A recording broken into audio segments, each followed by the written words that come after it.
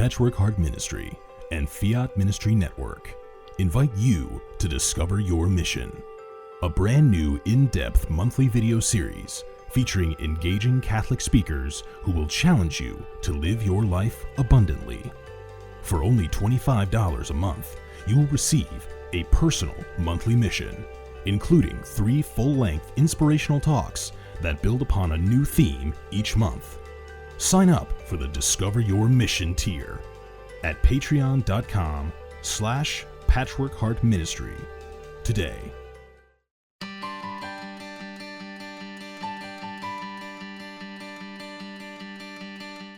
The St. Raymond Nonnatus Foundation, in partnership with Patchwork Heart Ministry and Fiat Ministry Network, present a podcast for divorced and separated Catholics.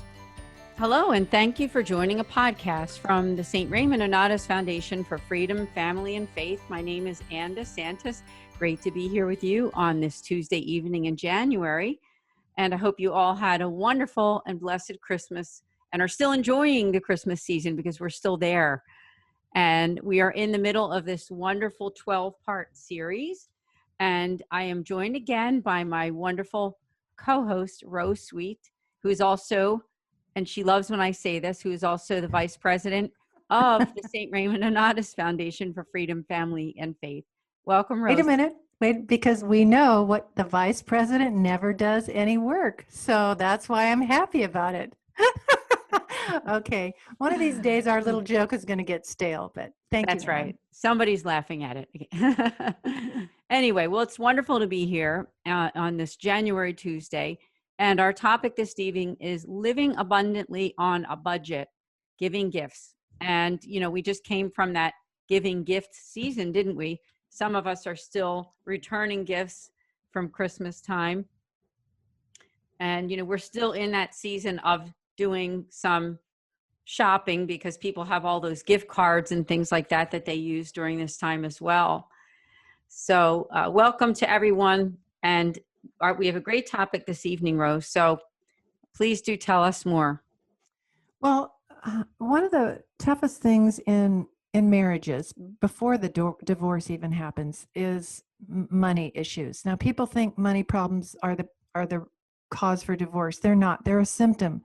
They're a symptom of selfishness and fear and over expectations and over attachment. So we're going to talk about that. Divorce has a beautiful way of stripping away not just the good things in our life, but some of the bad things that we've had, some of the disorders and the attachments that we've had.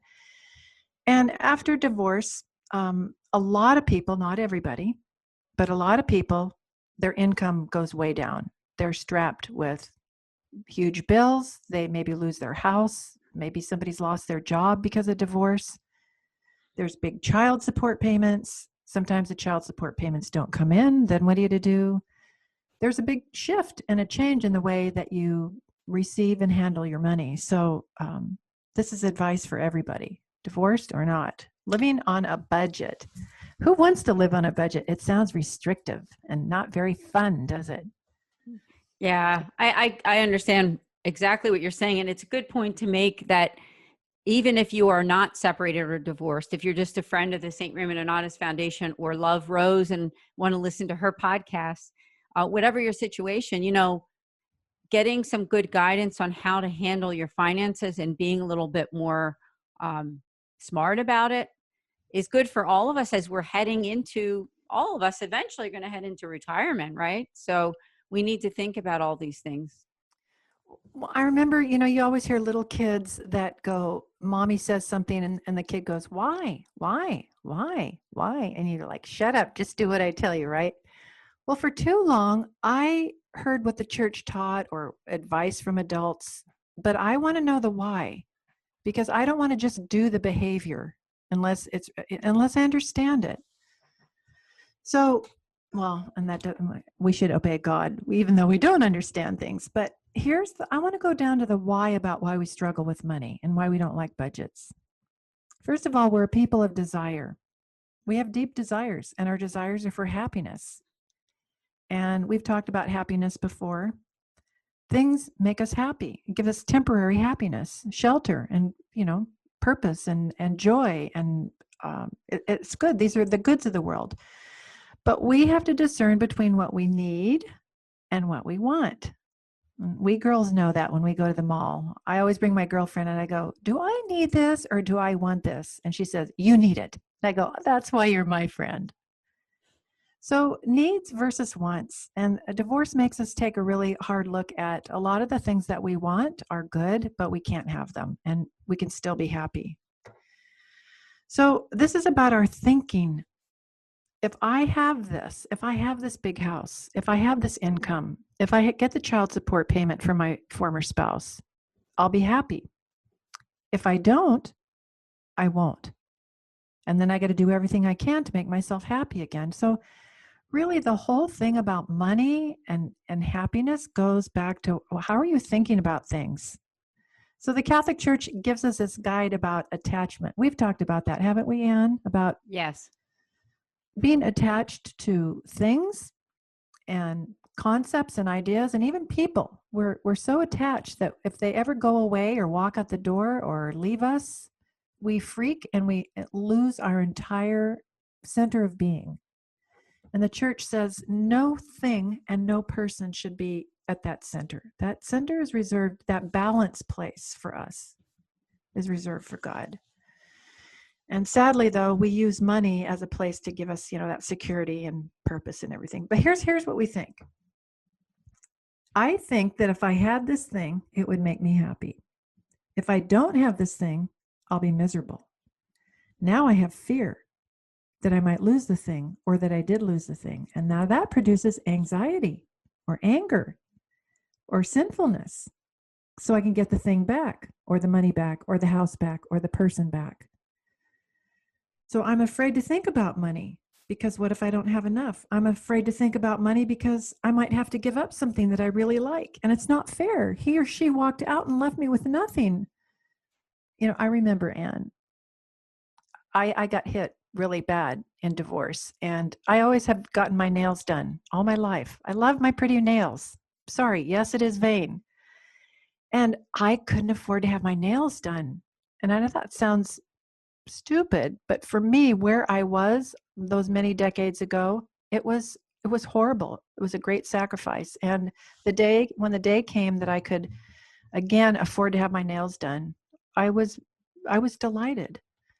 Even little things like that can send us in a tailspin of misery.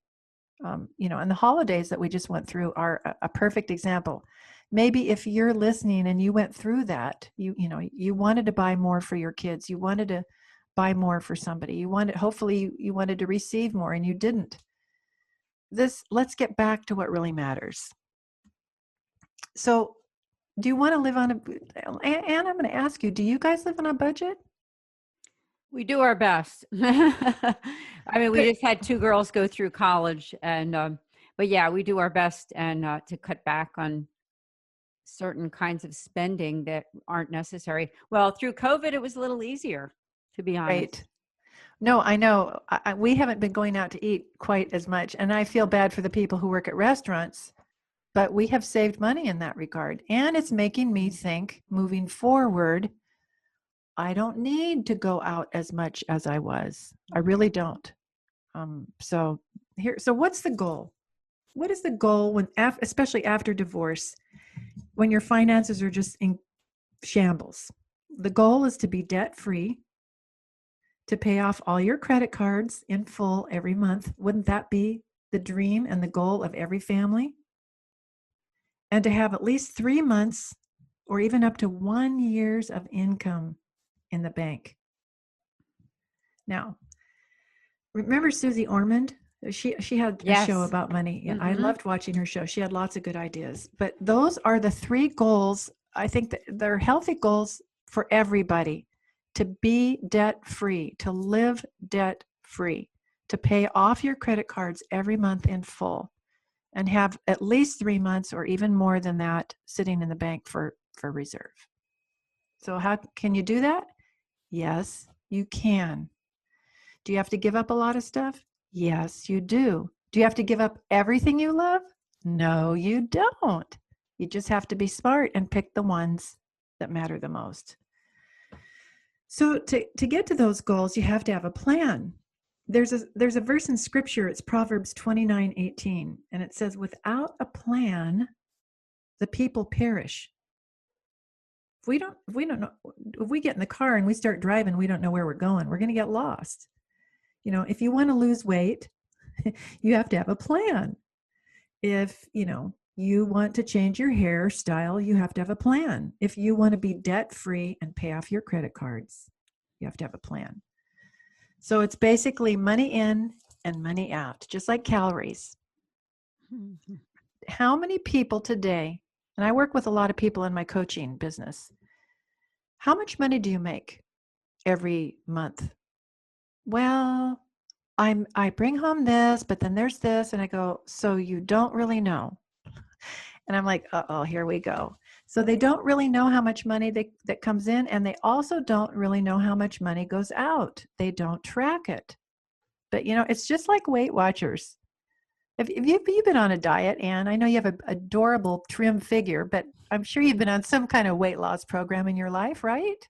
Yeah. I about 5 years ago, I started running, and that was my weight loss program, that and just cutting back and trying to eat more healthy.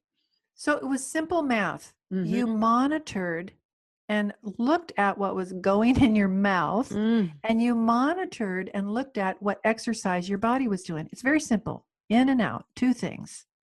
We have to do the same thing with money, or we're just going to get fatter and fatter into debt, as it were. And divorce or no divorce, debt is crushing. Debt is, it's shameful, it's fearful, it's crushing. So over the years, I remember I listened to Larry Burkett had a lot of programs, and all your listeners go to the web, go to Google and put in Larry Burkett, Burkett, financial system. Or today, somebody who's followed in his footsteps is Dave Ramsey. A lot of people I know use those systems. And there's free budgets that you can download on the internet. And it's just like a little chart. This is what we pay for rent. This is what we pay for utilities, insurance, blah, blah, blah. And in my coaching with people, I actually give them a budget on an Excel spreadsheet. And here's what I learned the hard way. Okay, Anne, let me experiment with you. So just give me some fake numbers if you want to. How much does it cost you to live each month versus how much it costs what you bring in? Do you make a little? Are you going in the hole every month a little, or are you saving a little, or is it evening out? Do you know? Yeah. So you want me to give some fake numbers, you said? Yeah. Just tell me. Let's say how much do you have a little left over each month that maybe goes to savings? Yeah, let's just say that we have, and like I said, I'm making up these numbers for someone listening. Yeah. That there's an extra $3,000 at the end of the month. Okay, that's a big number for a lot of people. That means that you brought in $3,000 that you didn't have to pay for bills. Yeah. That's great. Can we lower that down a little bit? Yeah, I think most people have like 30 or 300 at them. Seriously. Let's say it's $500. Okay, say $500. $500. Okay. Now, when you did your budget and you and your husband know that you have $500 a month that you're throwing into savings, did you include in your monthly budget what you're going to spend one time every year at Christmas? No. See? So what do you think the average person spends at Christmas every year? The tree. Hard to say. I guess the tree, the food. We're not even talking presents. $1,000. Well, let's say $1,000. So if a family's spending $1,000 at Christmas and not considering that every month, every year they're going to get hit with $1,000 that goes on their credit card that they don't have. They haven't set that aside. So if you divide 1,000 by 12 months, I think it's about $83. If you put aside $80 a month for Christmas, when Christmas comes, you don't have any bills. It's free. No, it's not free. It's called amortization. And it means that you take that one time a year or 2 times a year expense and you spread it out over the 12 months. So you really know what you're really spending every year. The other thing that most people don't do, you got to get new tires for your car. I have to get new tires this month. And it's going to be about $800, right? So I divide that, I have to get it every 3 years.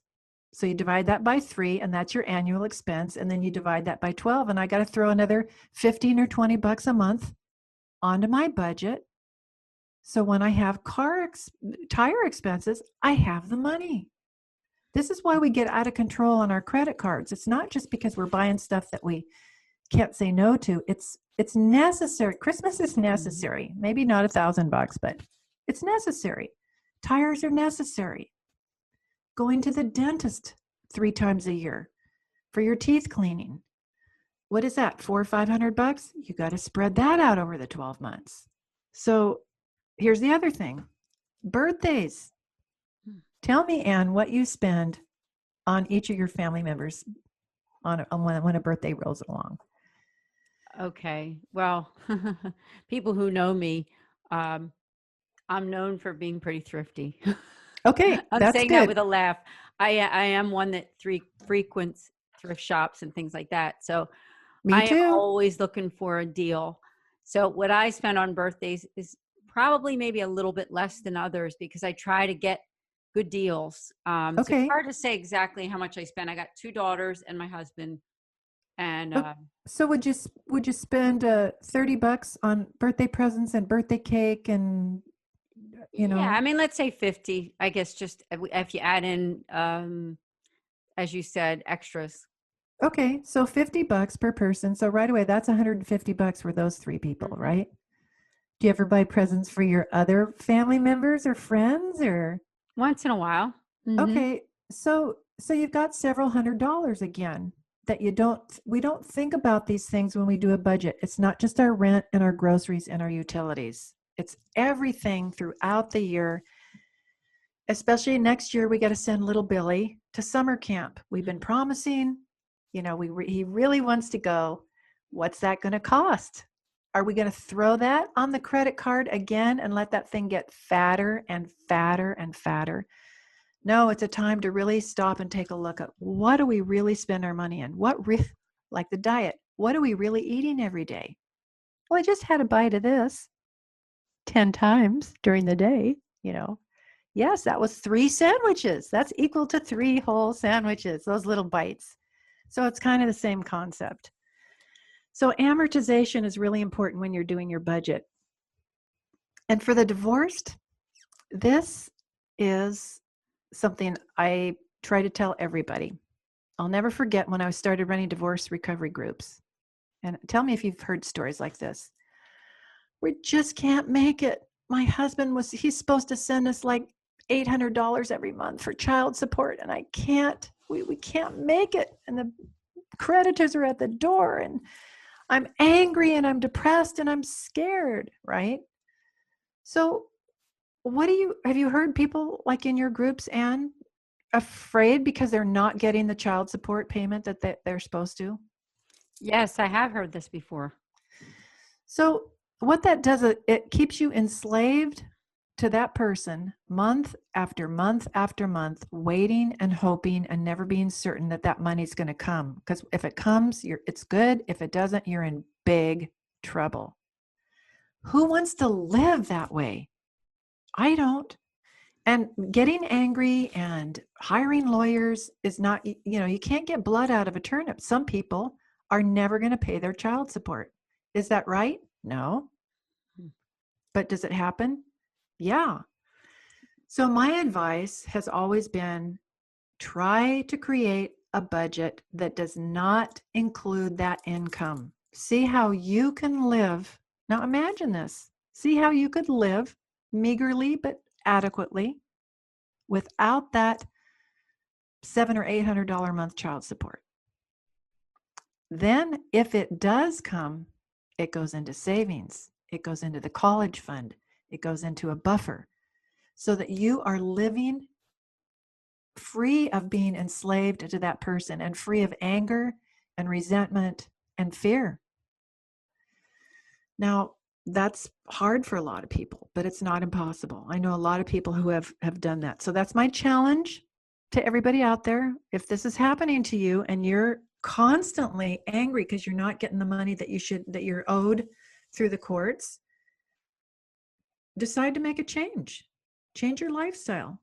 And guess what? So you got to go to a small apartment and drive a used car and shop where Ann and I shop at thrift shops for your clothes, right? And that's going to maybe another 10 or 12 years till the kids are grown on their own. Your life is going to change. Your life is never, where you are now post-divorce is not going to be where you are forever and ever. Amen. Things will change. But for now, it's a time to get smart, pull in, get rid of your bitterness. And here's the tip. And I don't know about you, but I found this app called Poshmark. Do you know about Poshmark? No, tell me. It's awesome. Okay, and it's for men and women. So whoever's listening. So let's say I have a beautiful St. John knit or a Ralph Lauren blouse that I only wore 4 or 5 times. Good brand name clothing in good condition, gently used. So I take a picture of it, put it on this website, Poshmark, and then you come along and I'm only selling it for $10. It cost me $90 just last year or whatever, right? So you can find things that are absolutely beautiful and of good quality, all kinds of things, household items even. And through PayPal, I've got beautiful sweaters that were $8, $10, $5, brand names. It's amazing. So there are today, especially with the internet, there's so many places out there that we can get what we need. We don't have to sacrifice quality. Our kids can have beautiful things. We can have nice things and still be within a budget. So Poshmark, Poshmark. I didn't think I would be advertising that on this, but it has saved me millions of dollars and maybe saved my marriage. What can I say, No, that's great. You definitely have me interested. Yeah, it's really cute. It's really, really cute stuff. So now we talked about not relying on the child support. Let's go to my next little point here, tithing. Did you know that Catholics in general tithe far less than their other Christian brothers and sisters? I've heard, and I don't know how true this is, but I believe it. I've heard that non-Catholic Christians really do tithe about 10% of their income, and Catholics tithe about 2%. I think we expect father and sister, the way the church is structured for the church, we throw things in the collection basket and expect the church to pay for everything. But we really need to step it up on tithing.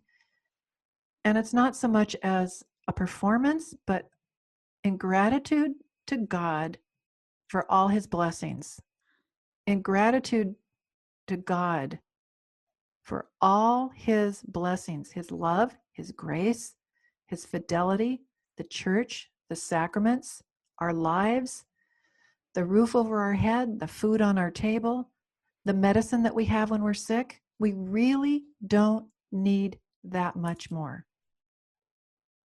Oh, absolutely. Yeah, So, I can't agree more. I mean, yeah. And if you don't have the cash to tithe, then tithe, as they say, your time, your talent, or your treasure.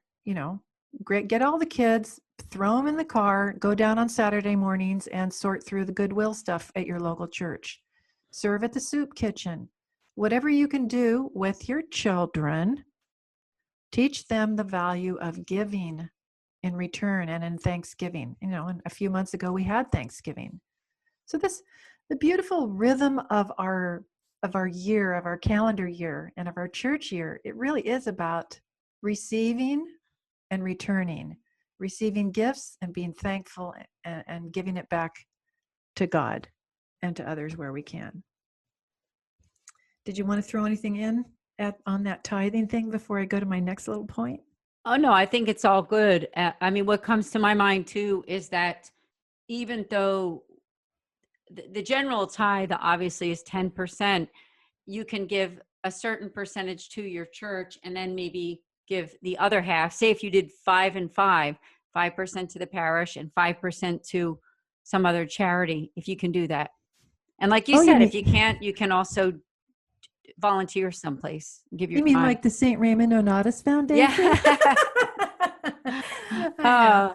I wasn't thinking that, but you know what? It would be a big help if you Yes, it could would. support It our would. mission. And Thank you. the beautiful thing is you get to pick. I have a favorite charity that I absolutely love, and it has so much personal meaning to me. And I give a lot of my tithe to that charity. You can give it wherever you want. Obviously also give some to your parish when you can. But if you have another favorite charity, go for it. So look at your desires, realize they're good, realize that right now, because of divorce, you can't have everything that you want, but you probably have everything you need. See if you're open to having the goal of being debt-free and paying off all your credit cards. Come up with a plan, make a budget, go to the internet, look up Larry Burkett or Dave Ramsey. It's all free, easy peasy, or even call me. I love to coach people in the money area. Remember amortization, which is taking all those 1 or 2 time expenses throughout the year and spreading them out over the 12 months. Don't rely on the child support, or at least as much. Don't forget to tithe. And when you've done all that, then you let go. And what I mean, especially money causes a lot of resentment, especially after divorce. You didn't get enough money, or you have to pay too much money. Life isn't fair. Jesus never said our life would be wonderful and easy and fair. There would be moments of those things, but that beautiful life that we're longing for is heaven. So let go of the unfair losses and trust our Lord to satisfy the deepest needs of your heart and your children. Let go of your bitterness. Let go of your unforgiveness. God wants to bless us. And I'm not talking about the prosperity message like, if you turn your life over to Jesus and your bank account will grow. I'm not saying that at all. The bank account definitely after divorce is going to shrink. But your heart can grow. Your joy can grow. Your love for other people can grow. Your insight can grow. Your virtue can grow. Your wisdom and how you see the world and see your place in it. And your relationship with God can grow. That's where you want to have a big, fat bank account. Does that make sense? Oh, absolutely. Thank you. These are wonderful points, not only for divorced and separated, I think, but for all of us. Well, my last 2 are reinvent things where you can. Just like you look for deals. Make it a game. Invite your kids into this. Do things that are handmade. Recycle, repurpose. Go to those thrift stores. I am the queen of writ dye. When I have a shirt or a pair of pants that I really like, but they're getting kind of old or I'm bored or whatever, instead of going out and get a new pair, I'll throw them in the washing machine with Clorox and get all the color out. And then I'll run them through and turn them with writ dye and make them another color. I've done that all my life and it's so fun. So there are ways to enjoy what you have on a limited budget. And the last thing is, and I always tell, you've heard me say this, teach the kids what you're learning.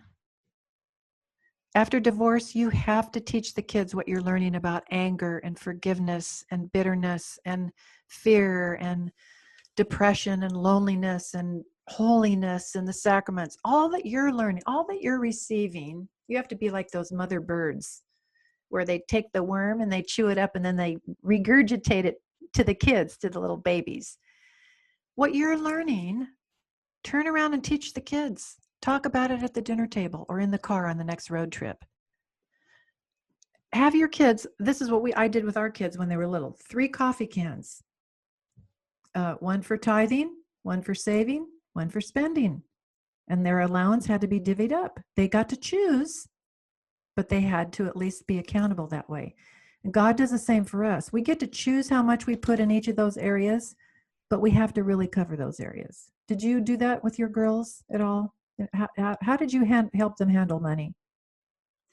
Well, I think the biggest way that we did was whenever they got money from someone, we put a lot of it in the bank and then they got a portion of it. So, and in that way they have money now, because anytime they had a party and were given those $100 checks or whatever, we put a lot of it in the bank.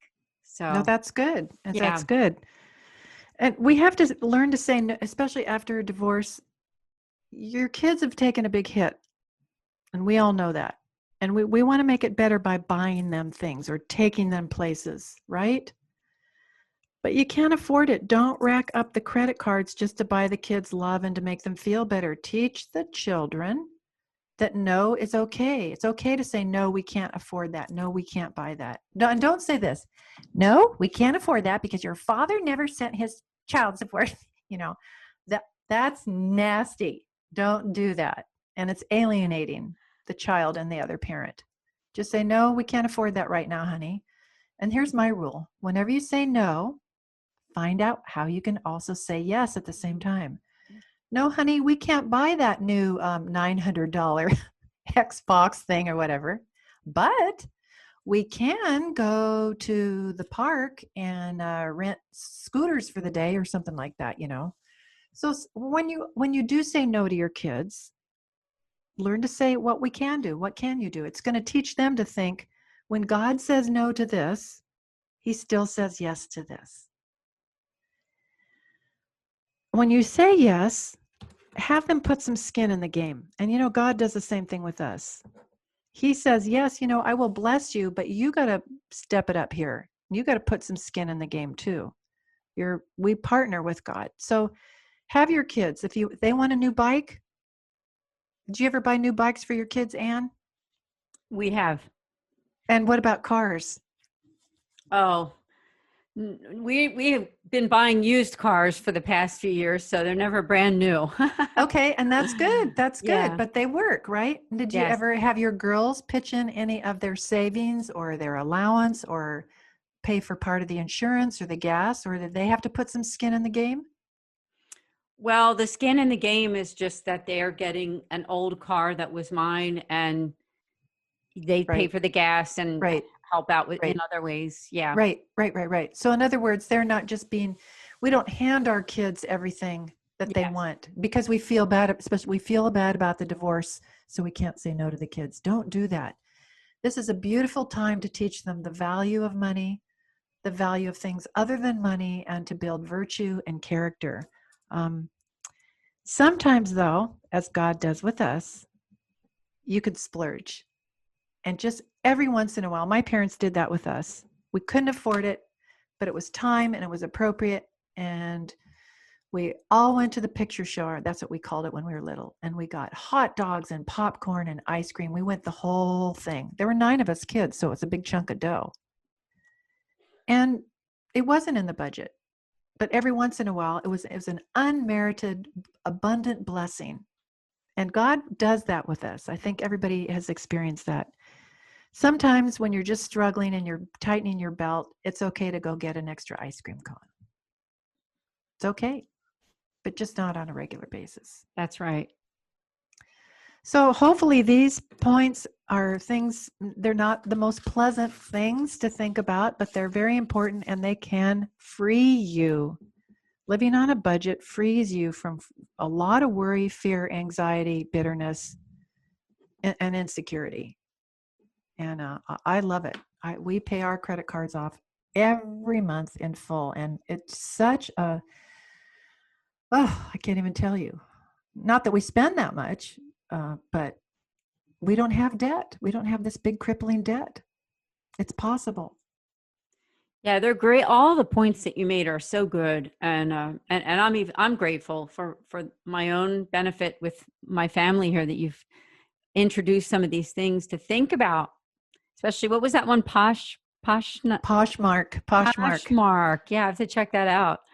Well, I just thought of one more story I would love to share. Right. So when our boys were teenagers, I don't like the curfew and I can't wait to move out. And So instead of going, well, you should appreciate, I go, come over here. Here's a computer. Here's an Excel spreadsheet. You want to move out? Let's see if you can afford it. If you can afford to move out, ta-ta, you know? So I said, what do you think you got to pay in rent? So we sat there for an hour, and I did this with each of the boys. And how much is rent? How much is utilities, car payment, gas, tires? You want to take your girlfriend out on a date? What do you spend on her? You know, we went through the whole thing, and I go, here it is.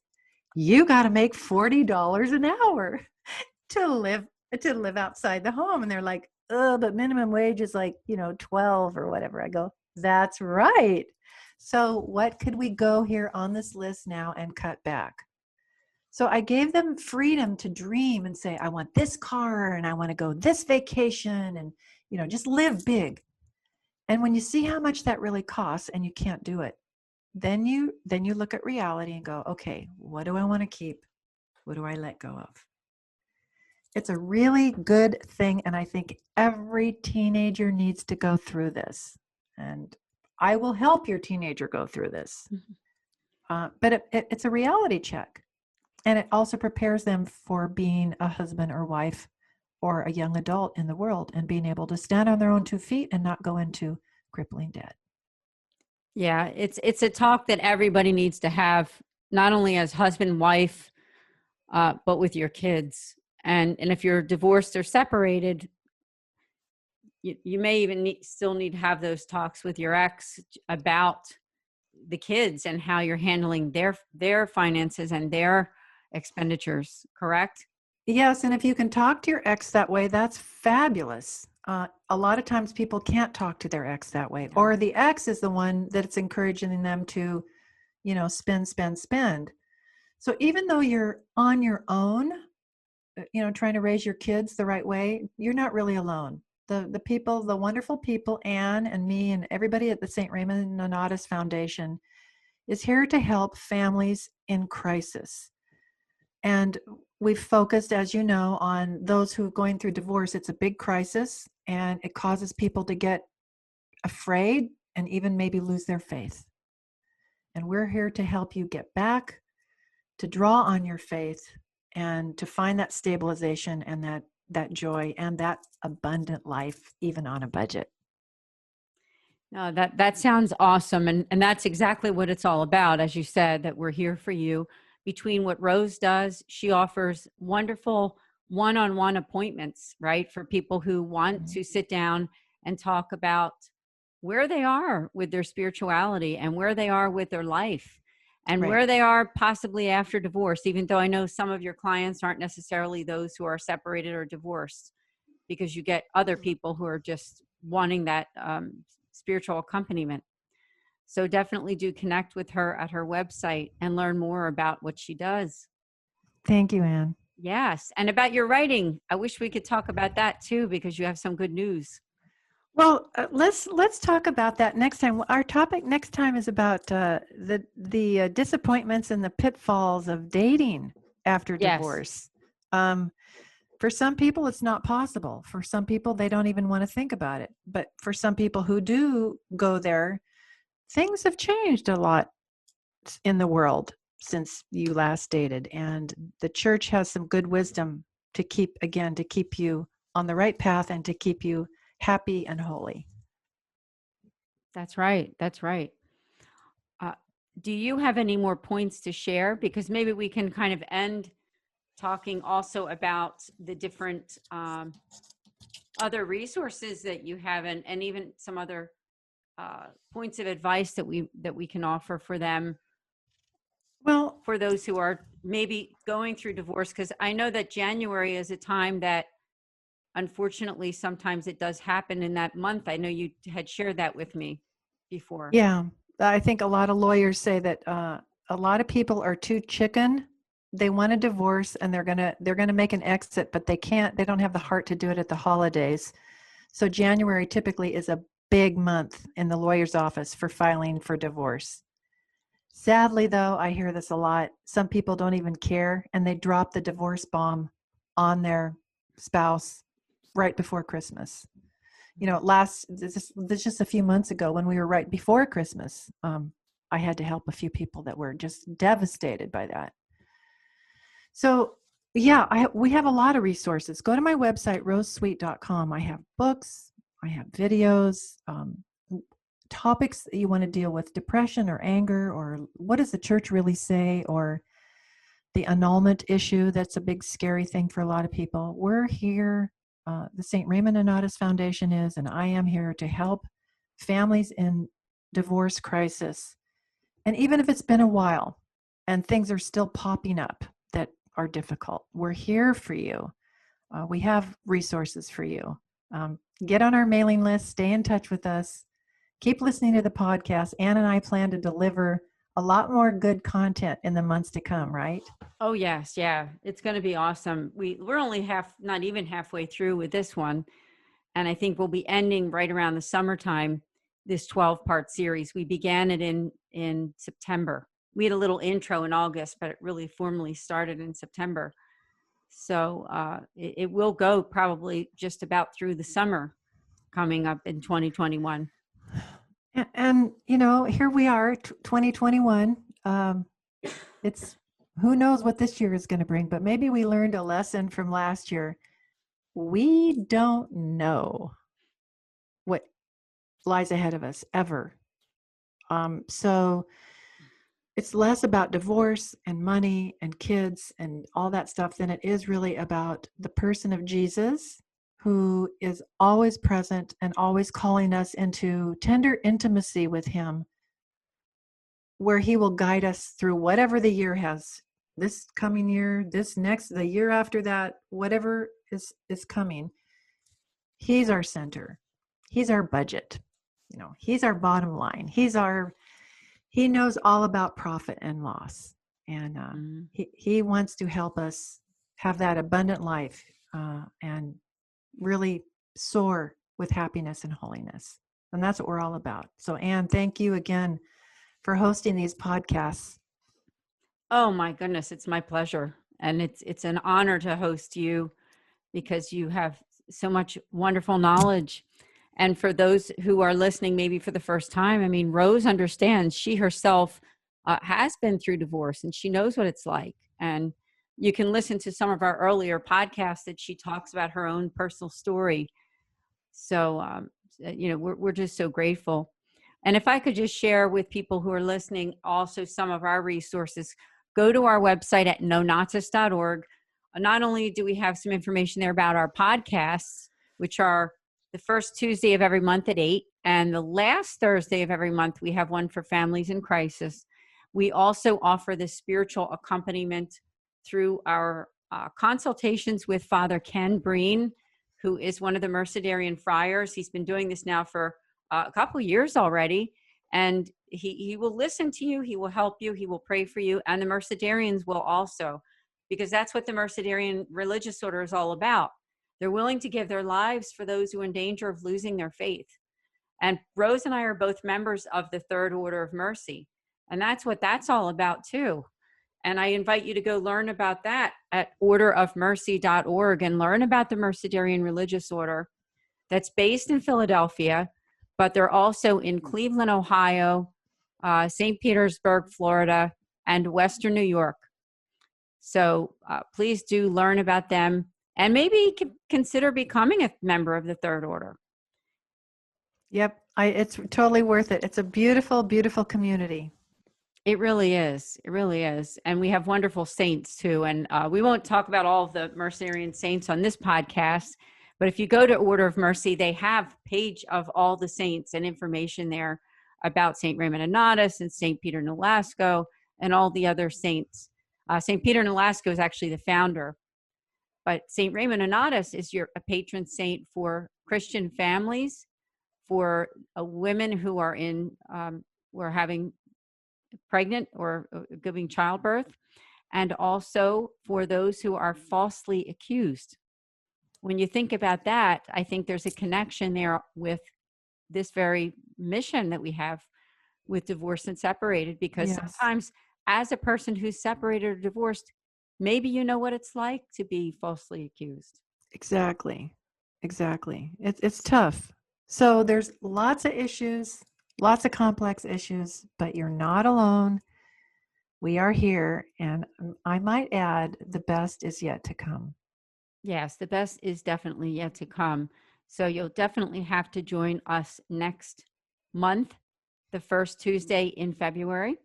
And Rose, please tell us, is there any other call to action or anything else that's going on in your own ministry that you want people to know about? No, and you know what? I would just ask people for their prayers that I can continue to work hard to the day I die, or however long that lasts, to be one of the few people for the separated and divorced in our church who I want to fight to the end to help you guys find your way back, find joy, find the abundant life, find peace, find happiness, the happiness that lasts. So again, go to my website, go to the St. Raymond Nonnatus website, and just know that we keep you in our prayers, right? Oh, absolutely. Yeah, that's what it's all about. I think more than anything else, the St. Raymond Nonnatus Foundation is about prayer, because nothing happens without prayer, right? I mean, we need prayer every single day of our lives. And especially you're going through some kind of a separation or divorce, you need to know that God is with you and that the church cares. And that's what Rose's whole mission is about too. We don't want you to walk away at any time thinking that no one cares about you or your situation. So please do reach out to us. I will give you my email address as well. It's simply director. And then the 4 letters of the foundation, director.srnf as in Frank @gmail.com. And I'll give you my cell number for texting if you want to text a question or something. It's 215-870-9913. But just remember, I'm the vice president, so I really don't do anything. Oh, please. It does so much. Oh, my goodness. God bless you. It's great to see you, and we'll talk to you next month. Yes, we'll see everyone next month. God bless, and thank you from the St. Raymond Nonnatus Foundation for Freedom, Family, and Faith.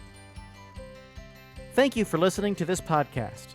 For more information about the St. Raymond Nonnatus Foundation, visit nonnatus.org or email director.srnf@gmail.com.